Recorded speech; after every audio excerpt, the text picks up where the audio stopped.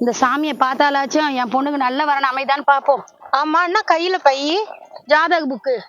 ஜாதக புக்கா இவ்வளவு பெருசா இருக்கு? ஜாதக புக்கும் இருக்கு. இந்த காட்டுல எங்கன்னா உட்காரணும்னா தார்பாய் வேணும்ல, அதான் எடுத்துட்டு வந்தேன். அப்படியா? ஏய் தோடி சாமியாரு. ஆமாடி, வா போலாம். வணக்கம் சாமி. அமருங்கள்.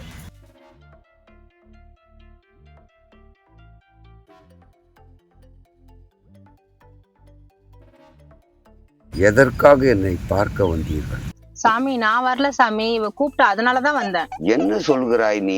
சாமி நான் சொல்றேன், நான் தான் கூட்டின்னு வந்தேன். என் பொண்ணுக்கு ரொம்ப நாளா வரன் அமையவே இல்லை சாமி, அதனாலதான் உங்களை பார்க்கலான்னு வந்தேன். ஏன் வரன் அமையவில்லை? அதான் தெரியல சாமி. டபுள் டிகிரி படிச்சிருக்கா, பொறுப்பா தான் வளர்த்துருக்கோம்.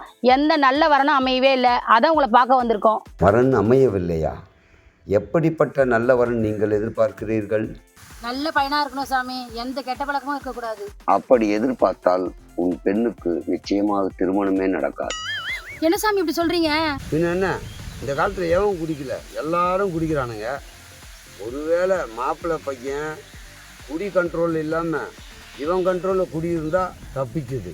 ஆமாடி, சாமி சொல்ற மாதிரி எல்லாரும் தான் குடிக்கிறாங்க.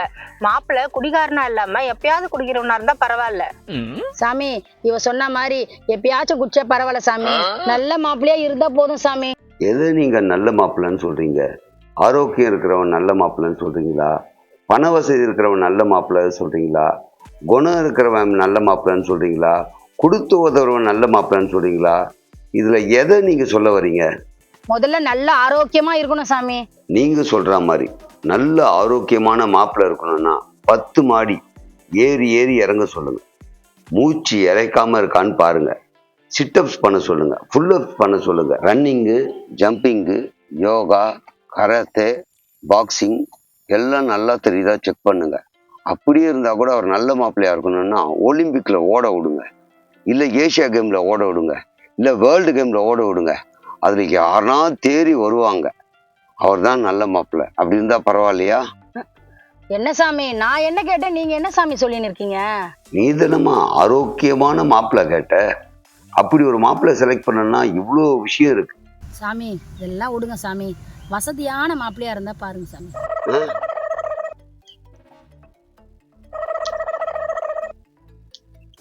இங்க எதாச்சும் திருமண தகவல் மையம் போர்டு போட்டிருக்கேனா? என்னென்ன கேட்கணும்னு ஒரு விவசாய இல்லையா என்கிட்ட வந்து கேட்கறதுக்கு? என்னென்னமோ வாய்க்கு வந்தது கேட்குறீங்க. நான் என்ன மாப்பிள்ளை ஜாதகம் பொண்ணு ஜாதகம்லாம் எடுத்து வச்சுன்னு மேட்ரிமோனியா இங்கே பண்ணிட்டு இருக்கேன். மன்னிச்சிருங்க சாமி. எந்த திசையில இருந்து மாப்பிள்ளை வருவாரு, எப்படியாப்பட்ட மாப்பிள்ளை வருவாருன்னு கொஞ்சம் சொல்லுங்க சாமி. எந்த திசையிலேருந்து மாப்பிள்ளை வந்தா மாப்பிள்ளைக்கு நீங்க என்னெல்லாம் பண்ண போறீங்க? சாமி பொண்ணுக்கு 20 சவரன் நகை போட்டுருவோம், மாப்பிள்ளைக்கு 2 பவுன் போட்டுருவோம், கல்யாணமும் நாங்களே பண்ணி வச்சிருவோம் சாமி. சரிம்மா, உங்கள் சைடில் என்னென்ன பண்ணுவேன்னு சொல்லிட்டீங்க. நல்ல மாப்பிள்ளையா வந்தா அந்த மாப்பிள்ளைக்கு நீங்கள் என்னெல்லாம் செய்வீங்கன்னு? சாமி மாப்பிள்ளைக்கு சொந்த வீடு இருக்கணும், மாதம் 1.5 லட்ச ரூபாய் சம்பாதிக்கணும், கூட பிறந்த அக்கா தங்கச்சிங்க யாரும் இருக்கக்கூடாது, கல்யாணம் ஆனவுடனே தனி கொடுத்தன வச்சிடணும், எங்களோட வசதி அதிகமாக இருக்கணும். அப்படியாம்மா? பொண்ணுக்கு ஏதாவது சொந்த வீடு இருக்கா? இல்லை சாமி. பொண்ணுக்கு கூட பிறந்தவங்க யாருனா இருக்காங்களா? அண்ணன் ஒருத்தர் இருக்கான். மாப்பிள்ளை 1.5 லட்ச ரூபாய் சம்பாதிக்கணும், அதை வச்சுதான் உங்க பொண்ணு குடும்பம் நடத்த போறா. ஆமா சாமி. கல்யாணம் ஆன உடனே தனி கொடுத்துன வச்சிடணும், பெரியவங்க யாரும் கூட இருக்க வேண்டிய அவசியம் கிடையாது. ஆமா சாமி, கண்டிப்பா. சரிம்மா, உங்களை விட வசதியில அதிகமா இருக்கணும். ஆமா. இதெல்லாம் கேட்டுதான் வரணும் நீங்க பாத்துட்டு இருக்கீங்களா? ஆமா சாமி, பொண்ணு போற இடத்துல நல்லா வாழணும்ல சாமி, அதனால தான் சாமி இதெல்லாம் கேட்டுன்னு இருக்கேன். இப்ப உங்க வீட்டுல யாரோ ஒருத்தர் மாப்பிள்ளை எடுக்க வராங்க. அவங்க இதே மாதிரி அந்த வீட்டுல பொண்ணு இருக்க கூடாதுன்னா உன் பையனுக்கு பொண்ணு கிடைக்குமா? கிடைக்காது சாமி. சரிம்மா, உன் பையன் எவ்வளவு மாசம் சம்பாதிக்கிறான்? 30,000 சாமி. உங்க வீட்டுல மாப்பிள்ளை எடுக்க வரவங்க பையனை தனி கொடுத்துடும் வச்சிருவேன் அப்படின்னு சொன்னாங்கன்னா நீங்க என்ன பண்ணுவீங்க? என்ன சாமி சொல்றீங்க? இதெல்லாம் இருக்கட்டும்மா, என்ன நீங்க சொன்னீங்க? எங்களை விட வசதியான பையன் வேணும்னு கேட்டீங்க. வசதி படைச்சவங்க எப்படி இருப்பாங்க தெரியுமா? அவங்க லைஃப் ஸ்டைல் எப்படி இருக்குன்னு தெரியுமா? அங்கே உங்கள் பொண்ணு வாழ போனால் அவங்க கேட்பாங்க, நாங்கள் அப்பத்துலேருந்தே வசதியாகவே இருந்தவங்க, நீ ஒன்றும் இல்லாமல் வந்த, இப்படிலாம் சொன்னால் போகிற இடத்துல உன் பொண்ணு எப்படிமா நல்லா வாழும்? சாமி அப்ப எப்படியாப்பட்ட மாப்பிள்ளை பார்க்கணும்னு சொல்றீங்க சாமி? சொல்கிறேம்மா, உங்கள் தகுதிக்கு ஏற்ற மாதிரியே ஒரு தகுதி உள்ள குடும்பத்தில் தான் நீங்கள் சம்மந்தம் பண்ணணும். இதை விட அதிகமாக போனீங்க பிரச்சனையும் அதிகமாக இருக்கும். உங்களை விட ஒருவேளை தகுதியில் கொஞ்சம் குறைவாக இருந்தால் கூட நீங்கள் அட்ஜஸ்ட் பண்ண முடியும். இது புரியாமல் தான் நிறைய பேர் என் பொண்ணு நல்லா வாழணும், கல்யாணம் ஆன அப்புறம் தனி கொடுத்தனம் வைக்கணும், தனி கொடுத்தனம் வைக்கணும், தனி கொடுத்தனம் வைக்கணும்னு சொல்கிறீங்க. அப்படி வச்ச அப்புறம் கர்ப்பமானா அந்த பொண்ணு யார் போய் பார்த்துப்பா? நீங்களும் போக முடியாது. பொண்ணு வீட்டில் போய் உக்காந்து சாப்பிடணுமான்னு யோசனை பண்ணுவீங்க. கர்ப்பமான உங்கள் பொண்ணு மாசமாக இருக்கும்போது 2ஆம் மாதம் எப்படி இருக்கணும், 3ஆம் மாதம் எப்படி இருக்கணும், 4ஆம் மாதம் எப்படி இருக்கணும், இப்படியெல்லாம் தெரியாமையே ஏதாவது ஒன்றுன்னா ஃபோன் பண்ணி மாப்பிள்ளையை கூப்பிடுவாங்க. அவரும் வேலையிலேருந்து வந்த உடனே ஹாஸ்பிட்டலுக்கு கூப்பிட்டு போவாங்க, ஏதோ மாத்திரை மருந்து கொடுப்பாங்க. இதுக்கு தான் சொல்கிறோம், பெரியவங்க இருந்து பார்க்க வேண்டிய ஒன்று கூட்டு குடும்பம் இல்லாததுனால எவ்வளோ பிரச்சனை வருது தெரியுமா? இப்படிலாம் சொல்கிறதுக்கு ஆளே இல்லாமல் போச்சம்மா. இதில் தனி கொடுத்தனம் வச்சு குழந்தையும் சித்திரவதை பண்ணி, உங்கள் பொண்ணையும் சித்திரவதை பண்ணி, மாப்பிள்ளையும் லீவ் போட வச்சு, இவ்வளோ சித்திரவதை அனுப்புறதுக்கு தான் நீங்கள் தனி கொடுத்தனம் வைக்க சொல்கிறீங்களாம்மா? எல்லாருமே இப்படிதாம்மா இருக்காங்க.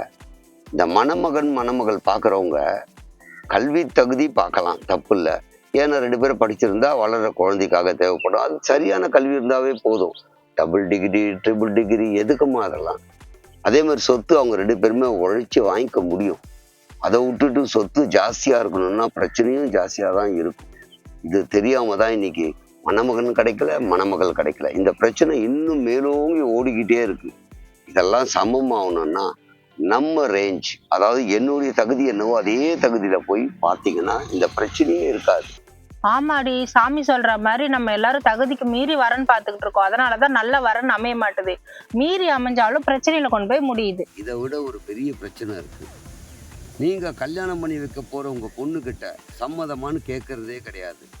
அந்த பொண்ணும் பயத்தில் இப்போத்துக்கு தலையாட்டிட்டு கல்யாணம் தாலி கட்டுற நேரத்தில் வேறு யாருக்கூட்டும் ஓடி போயிடுவாங்க.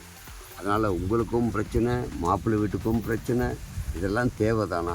அப்போ பொண்ணுக்கிட்ட கேளுங்க, யாருனா லவ் பண்ணுறியா, வேறு யாருனா கட்டிக்க ஆசைப்படுறியா?